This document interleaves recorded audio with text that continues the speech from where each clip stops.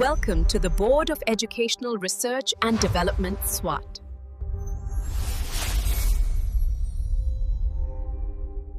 Good morning and Assalamu alaikum. Me Saeeda Maryam Naqvi from the Moonlight International Publishers. मेरे प्यारे बच्चों, कैसे हो आप सब? आज हम हुरूफ़े तहज्जी का पहला हर्फ अलिफ सीखेंगे। लेकिन आपको पता है, प्ले ग्रुप में हमने पढ़ा अलिफ की आवाज अ। लेकिन आज हम जो पढ़ाई करेंगे हरकाते सलासला के साथ।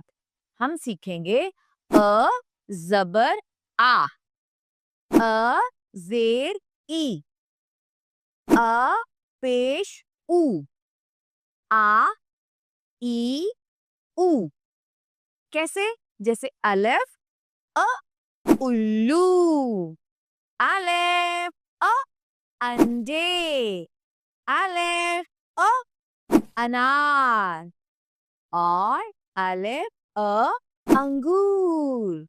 ठीक है, तो चलते हैं एक छोटी सी कहानी की तरफ।